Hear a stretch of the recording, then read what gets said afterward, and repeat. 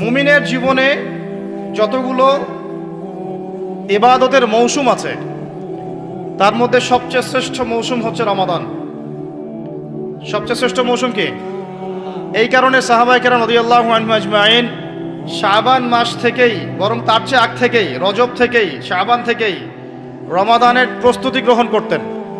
কি করতেন? কোন মাসের? কেন করতেন আমি একটু বুঝাই, আমার সাথে বুঝেন। আমাদের এই উম্মতের গড় আয়ু বনু ইসরাইলের মতো না। আমরা কি 500, 600, 1000 বছর বাঁচব? না, গড় আয়ু এই উম্মতের কম।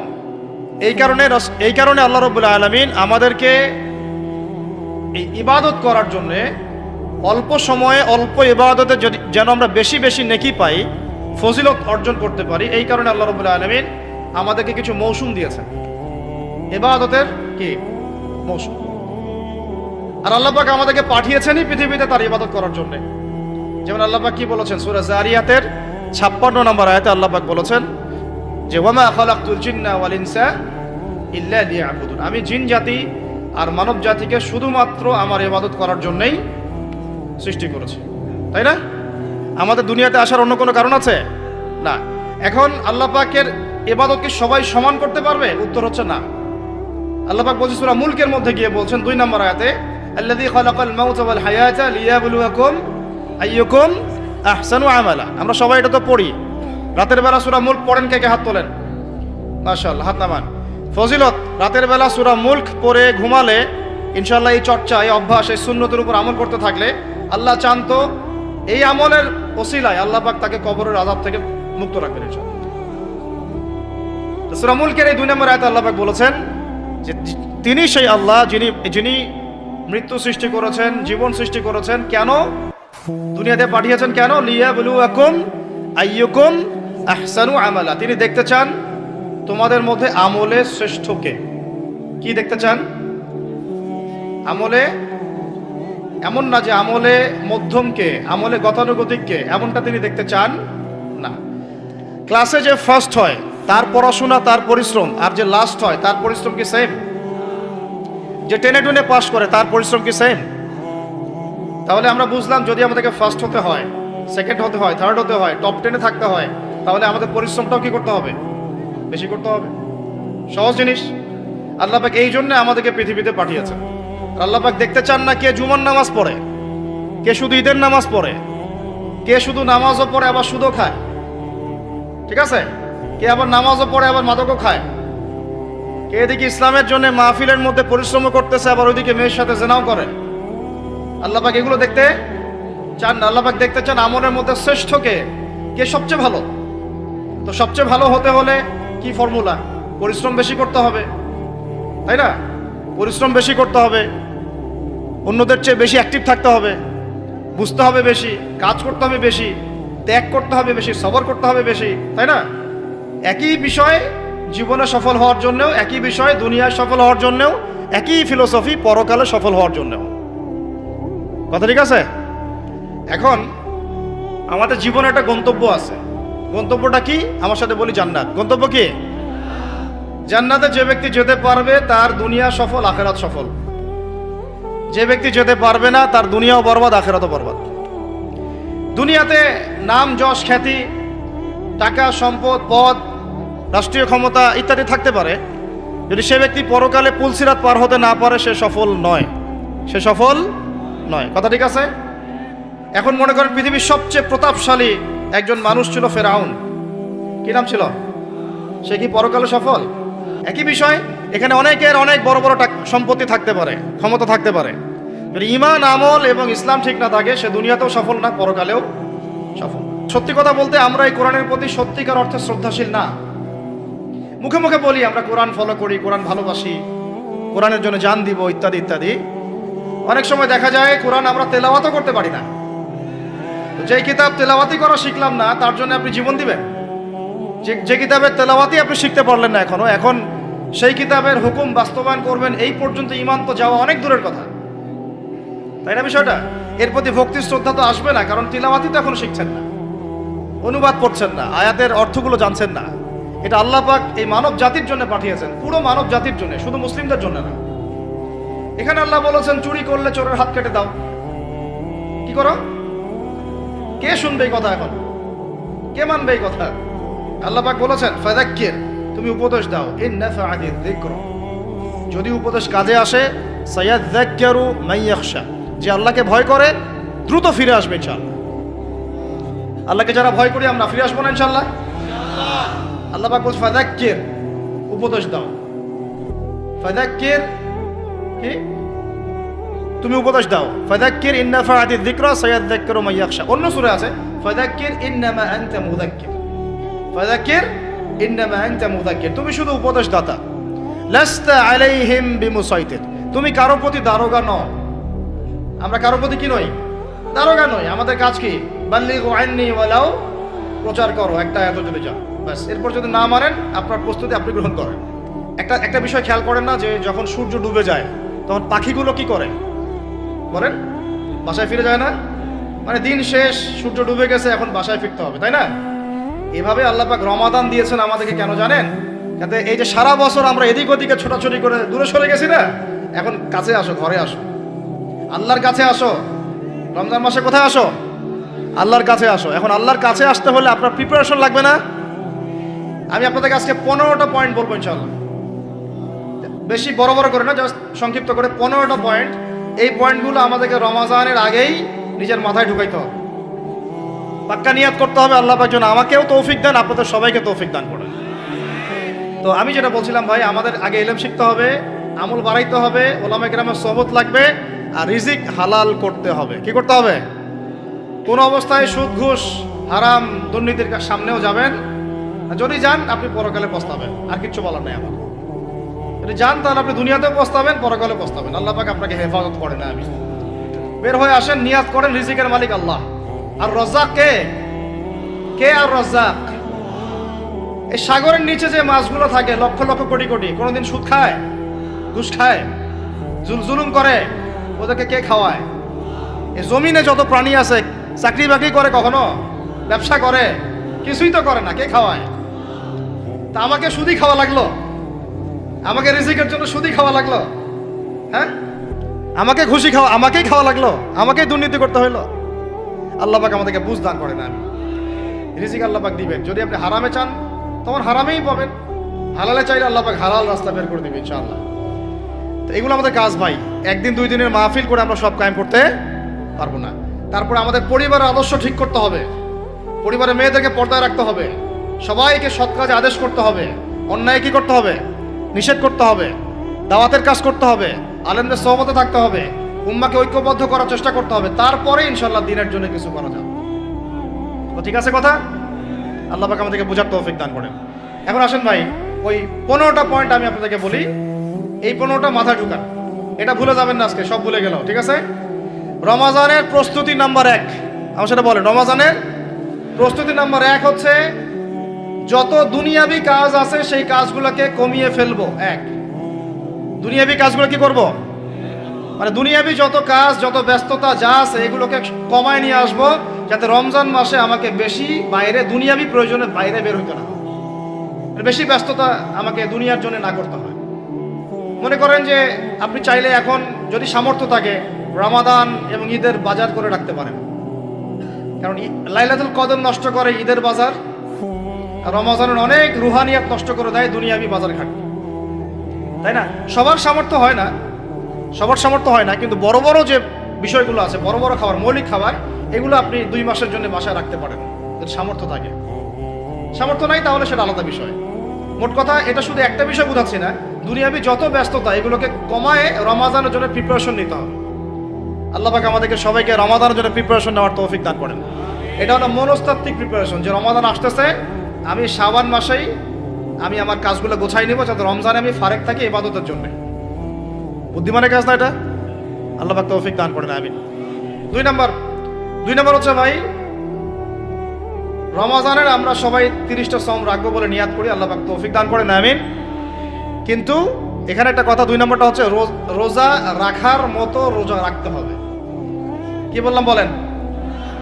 রোজা রাখার মতো রাখতে হবে। এটা কেন বললাম, কেন বললেন ভাই? উত্তর দিচ্ছিস। উপোস থাকা, না খেয়ে থাকা আর সম রাখা এক জিনিস নয়। পানি ছেড়ে দেওয়া, খাবার ছেড়ে দেওয়া আর ইসলামী সম এক জিনিস নয়। অনেক ধর্মের মানুষ খাবার পানি ছেড়ে দিয়ে থাকে, উপাস থাকে, থাকে না?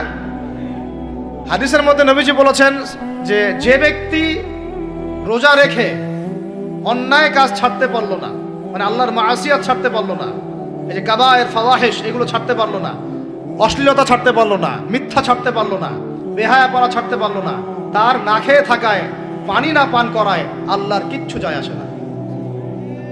তার রোজার বিষয় বুঝলাম। রোজা কাকে বলে ভাই? মানে রোজা মানে হচ্ছে আমি আল্লাহ পাকের সমস্ত নিষেধ ছেড়ে দিব। কি করব? আল্লাহর সমস্ত নিষেধ। রোজা থেকেছি, পানি খাচ্ছি না, খাবার খাচ্ছি না, কার ভয়ে? গোসল করার সময় এক ঢোক পানি খেলে কে দেখবে? এই চেতনা তখন কাজ করে, তখন কাজ করে না? চুপ করে এক লোকমা ভাত খেলে কে দেখবে? কেউ দেখবে? আল্লাহ ছাড়া কেউ দেখবে? কেউ দেখবে না। তারপর আপনি খান না কেন? আপনি খান না কেন? কারণ আপনি অনুভব করেন যে আল্লাহ পাক আমাকে দেখছেন। এটাই হলো ইহসান। এটার নাম কি? ইহসান। এটাই বলা হচ্ছে হাদিসে জিবরিলের মধ্যে, আনতা আবুদুল্লাহ কাআন্নাকা তারাহ, তুমি এমন ভাবে আল্লাহর ইবাদত করো যেন তুমি আল্লাহকে দেখতে পারছো। ওয়া ইল্লাম তাকুন তারাহু, তুমি যদি আল্লাহকে দেখতে না পারো জেনে রাখো ফাইন্নাহু ইয়ারাক, আল্লাহ পাক তোমাকে দেখছেন। এটাকে বলে আল্লাহ কনসিয়াসনেস বা ইহসান বা তাকওয়া। আর তাকওয়া হাহুনা, তাকওয়া কোথায়? এখানে। আপনি সওমের আয়াতটা পড়েন, কুতিবা আলাইকুমুস সিয়াম কামা কুতিবা আলাল লাযিনা মিন ক্বাবলিকুম লাআল্লাকুম কি তাত্তাকুন, তোমাদের উপর সওমকে ফরজ করা হয়েছে ঠিক যেমন করে আগের উম্মতদের উপরেও করা হয়েছিল। উদ্দেশ্য হচ্ছে লাআল্লাকুম তাত্তাকুন, যাতে করে তোমরা তাকওয়া অবলম্বন করতে পারো। তাকওয়া মানে আল্লাহ কনসিয়াসনেস। এই যে আমি খাচ্ছি না, পান করতেছি না, আমি বিশ্বাস করি আল্লাহ আমাকে দেখতেছেন, এই তো। তো সেই বান্দা কেমন করে রমজান চলে গেলেই বেনামাজি থাকতে পারে? রমজান চলে গেলে কি আল্লাহ তাকে আর দেখে না? সেই বান্দা কিভাবে সুদ খায়, তখন কি আল্লাহ তাকে দেখে না? সেই বান্দা, একই বান্দা কিভাবে জেনা করতে পারে? মেয়েকে নিয়ে কেমন করে বাইকে ঘুরতে পারে?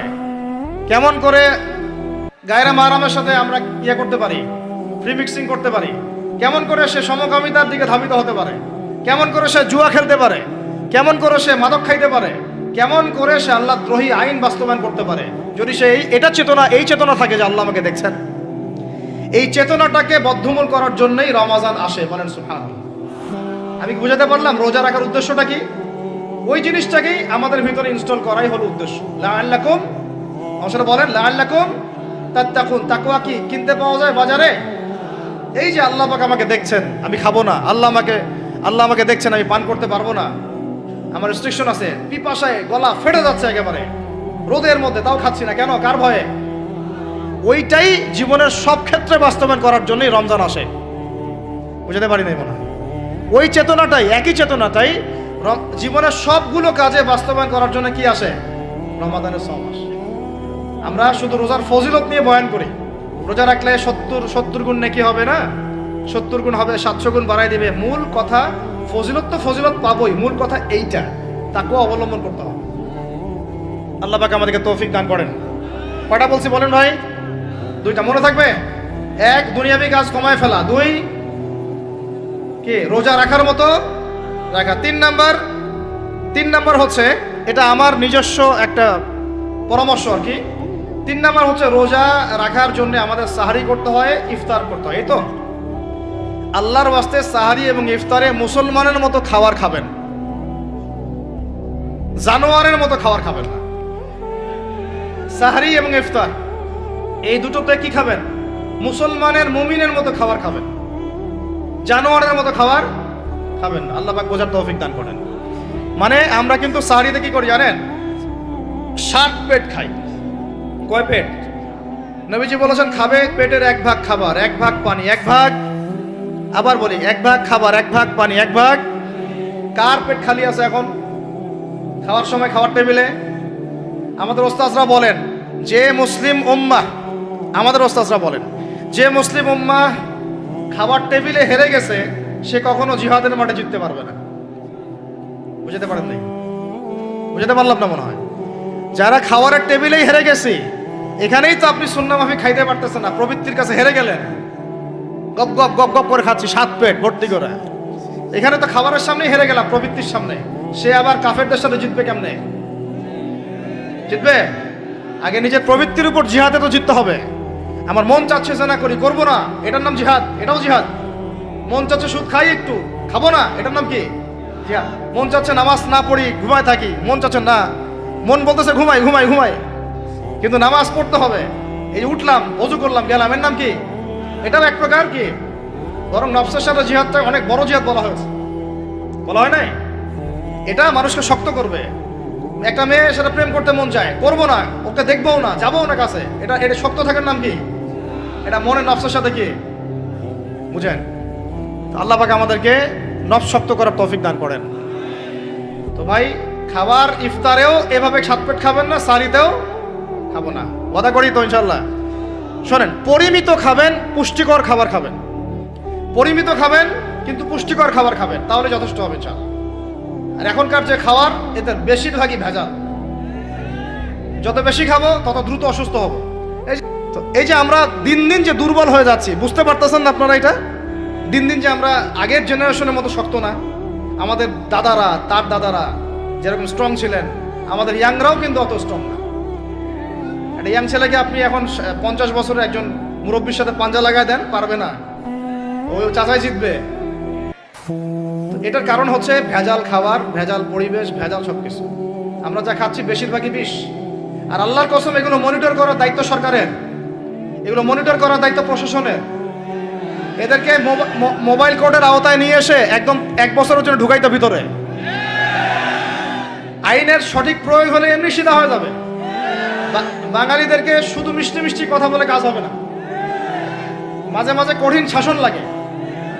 বড় বড় কান্ট্রিগুলো আপনারা দেখে আসেন, মনে করেন রাস্তায় ড্রাইভিংয়ের সীমা দেওয়া আছে 100 কিলো, ওরা যদি 110 120 চালায় কেউ কিচ্ছু বলবে না, কোনো ট্রাফিক পুলিশও নাই।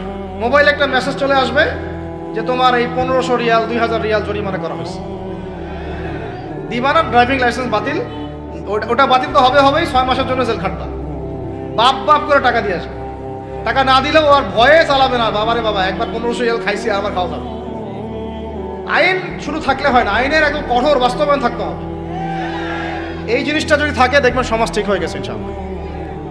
আল্লাহ পাক আমাদের সবাইকে কথাটা মন থেকে বোঝার তৌফিক দান করুন। আমরা কি কারো শত্রু? আমরা সবার শুভাকাঙ্ক্ষী। যদি এই জিনিসটা শক্তভাবে বাস্তবায়ন করা যায়, দেখবেন খাবারের ভেজাল এমনি বন্ধ হয়ে গেছে। মানুষকে মেরে ফেলতেছে খাবার দিয়ে, 3 দিনের বাসি তেল দিয়ে রান্না করছে, বললো একদম টাটকা রান্না, খেয়ে ফেলে। এই যে কোলেস্টেরল বেড়ে গেল, ক্যান্সার হচ্ছে। গরু ইঞ্জেকশন দিয়ে ফুলায় ফাবায় মোটা তাজা করে ফেলে, করে নাই? কি অবস্থা মানুষের বুদ্ধি! চালের মধ্যে এটা মিশাচ্ছে, ডালের মধ্যে ওইটা মিশাচ্ছে, পানির মধ্যে কি মিশাই দিচ্ছে, ড্রেনের পানি বলতেছে মিনারেল ওয়াটার। হ্যাঁ, ডাব খাবেন, ডাবের পানি আগে ইঞ্জেকশন দিয়ে বের করে ফেলাইছে, আগে খাই ফেলছে, অল্প একটু বাকি আছে, ওটার দাম হাঁকাচ্ছে 150 টাকা। নিচ থেকে উপর পর্যন্ত আমাদের সমাজে খালি প্রতারণার প্রতারণা চলতেছে। এই কারণে আমাদের উপর থেকে আল্লাহর রহমত দিন দিন উঠে যাচ্ছে। আমাদেরকে সতর্ক হওয়া উচিত, আমাদেরকে সৎ হওয়া উচিত। সৎ হইতে পয়সা লাগে না, সৎ হইতে পয়সা লাগে। সবাই যার যার জায়গা থেকে ভালো হয়ে যায়, কিচ্ছু করা লাগবে না ইনশাআল্লাহ। আপনি মাদক খায়েন না, কেউ জোর করে মাদক খাওয়াবে? আপনি নিজে সুদ খায়েন না, কেউ জোর করে সুদ খাওয়াবে? এখানে কেউ মাদকের দোকান দিল, আমরা খাই না, ও দোকান নিয়ে চলতে পারবে না, টামটপলা বাঁধে চলে যাবে, কি করবে? যাইতে বাধ্য সে। আমরা খাইলে সে ব্যবসা করবে। আল্লাহর ওয়াস্তে আমরা কোনো রকম প্রতারণার কাছেও যাব না, হারামের কাছেও যাব না, এবং অন্যকে আমরা প্রতারিত করবো না ইনশাআল্লাহ।